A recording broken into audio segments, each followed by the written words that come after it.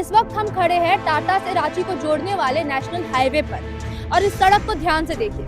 क्या आपको यहाँ पर सड़क नजर आ रही है या फिर जानलेवा गड्ढे और सड़कों की उतरी हुई परतें और उड़ते हुए धूल?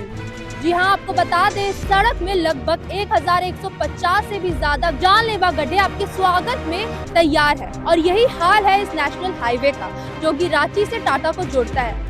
अब सवाल ये है कि जब इतनी लागत में करोड़ों रुपए खर्च करने का दावा किया जाता है सरकार के द्वारा कि वो नेशनल हाईवे में करोड़ों रुपए खर्च कर रहे हैं, इसका वापस से निर्माण कर रहे हैं, तो इसकी स्थिति इतनी खराब क्यों है?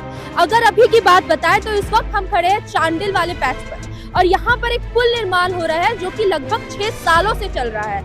और देखिए यहाँ की स्थिति देखिए, कैसे जो धूल है वो उड़ रहा है, फिर भी यहाँ के लोगों को इसी सड़क का इस्तेमाल कर दूसरी तरफ जाना पड़ता है, जमशेदपुर जाना पड़ता है। लेकिन उसके बावजूद भी सड़क का जो निर्माण है वो सही तरीके से अब तक पूरा नहीं हुआ है। 2019 में यहाँ पर पुल बनाने का दावा किया गया था सरकार द्वारा, जिसका निर्माण अब 2026 में पूरा हुआ है। अगर आपको बताएं तो इस पुल के लिए सरकार ने बोला था कि 2019 से 2022 के बीच में पुल तैयार हो जाएगा, जो कि रांची से सफर को और ज्यादा सुगम बना देगा।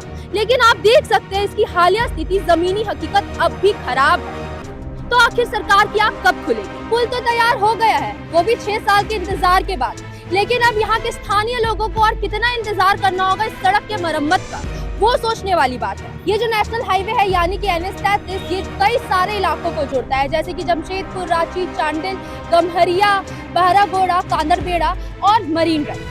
लेकिन मानसून आते ही इसकी जो तस्वीर है वो बिल्कुल बदल जाती है, बदहाली की ओर चली जाती है। इस नेशनल हाईवे में इतने सारे गड्ढे हैं, सड़क जगह जगह उखड़े हुए हैं, उसका कोई ठिकाना नहीं है कि कब इसकी मरम्मत होगी। अब सवाल सिर्फ ये नहीं है कि नेशनल हाईवे में सड़क खराब है, बल्कि इन सड़कों के निर्माण के लिए जो इतने रुपए खर्च किए जाते हैं वो आखिर कहाँ जाता है? जितनी जल्दी इन सड़क का निर्माण होता है उतनी जल्दी ये सड़क खराब भी हो जाते हैं। आखिर क्यों ऐसा होता है? लोग टोल टैक्स चुका रहे हैं, लोग इतनी लागत पे टैक्स दे रहे हैं, लेकिन उसके बावजूद भी उन्हें क्या मिलता है? गड्ढे मिलते हैं, सड़क खराब मिलती है, धूल मिलती है।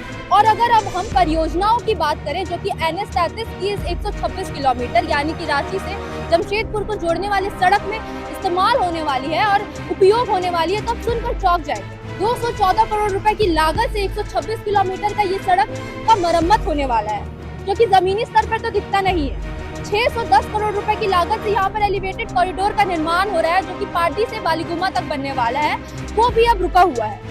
इसके अलावा अगर हम बताएं तो सरकार ने अभी कुछ समय पहले एक योजना लाई थी जो कि थी ब्लैक स्पॉट्स को भरने की, यानी कि पोर्टहोल्स को भरने के लिए।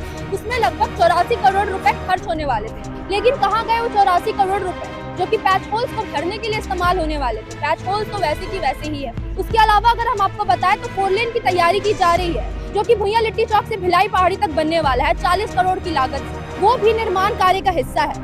इतनी सारी परियोजनाएं जब पेपर में, कागजों में हमें दिखती है, वही जमीनी स्तर में अगर हम पहुंचते हैं तो कुछ भी नहीं नजर आता है। गड्ढे वैसे के वैसे ही रहते हैं, लोगों के साथ दुर्घटनाएं वैसी की वैसी ही होती रहती है और सरकार क्या करती है? सिर्फ कागजें बनाती है। अब हमारा सवाल NHAI और सरकार से भी है, यानी कि पथ निर्माण विभाग से भी है। जब इतने पैसों का जिक्र किया जाता है मरम्मत कार्य के लिए, परियोजनाओं के लिए, तो ये आखिर कहाँ चली जाती है? इनकी जिक्र सिर्फ हमें कागजों पर ही क्यों नजर आती है? NHAI जो है वो बड़े बड़े दावे करता है कि आपकी सड़क सुरक्षा के लिए हम आए दिन कोई ना कोई ठोस कदम उठाते रहेंगे, लेकिन जब हम नेशनल हाईवे में पहुंचते हैं तो इसकी जमीनी हकीकत कुछ और ही होती है। यहाँ पर इतने बड़े बड़े गड्ढे हैं कि आए दिन यहाँ पर सड़क दुर्घटनाएं होती रहती है और उसके बाद लोग अपनी जान गंवाते हैं। यानी कि लोग इतना पैसा दे, टैक्स चुकाए, टोल टैक्स भरे और उसके बाद उन्हें क्या मिलता है? उसके बाद भी उन्हें जान गंवाना पड़ता है। आपकी क्या राय है? हमें कमेंट सेक्शन से बताएं। ऐसी तमाम खबरों के लिए देखते रहे News 26 झारखंड। धन्यवाद।